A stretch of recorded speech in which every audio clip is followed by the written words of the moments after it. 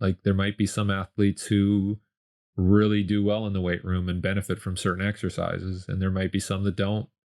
Um, so I think as a coach, you're just trying to figure out, who's receptive to what type of activity, and then push them into that activity a little more and utilize it. So it's never a one size fits all.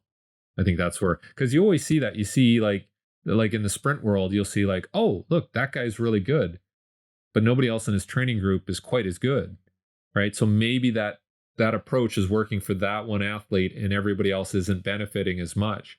And then maybe one of those athletes switches to another training group and does excel because they do things a little different, but it works for them. So I think, yeah, it's very hard to individualize, but if you can, you're going to get more out of your athletes.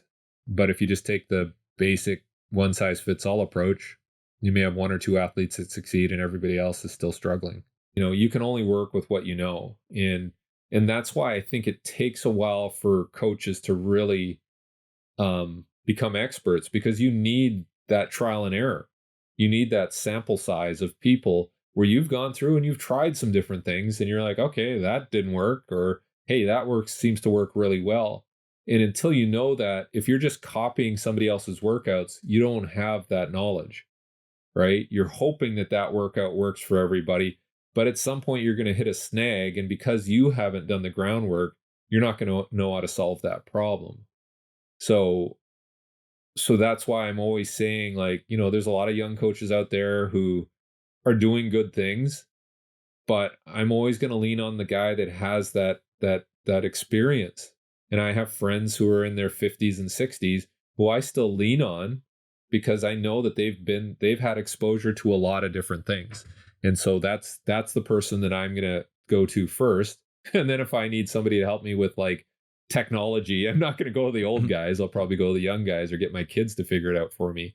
So, but there is some value in understanding what all the potential problems have been, and what the different individual variability is going to be for different types of athletes, taller athletes, shorter athletes, so female athletes versus male athletes and different personality types.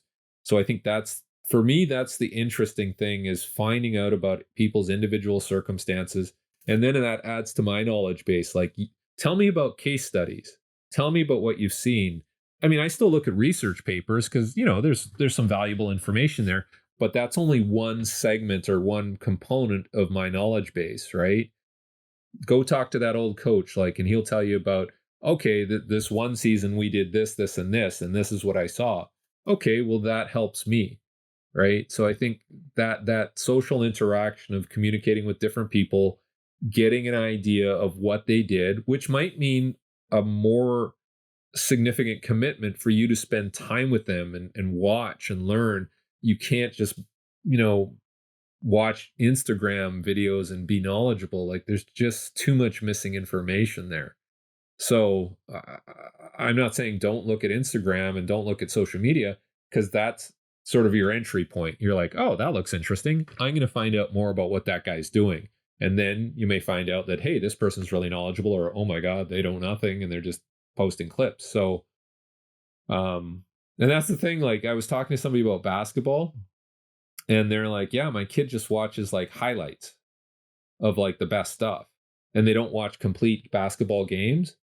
And so their education is deficient. They're not, because you have to watch the entire game to see what the context is of, those big plays and how they set them up. And, if you just watch clips, you're only seeing like the tip of the iceberg, and you're not getting all the information. And I think that's what we're missing in education nowadays, is that full context, that full experience that's going to make us smarter, not just the hot takes.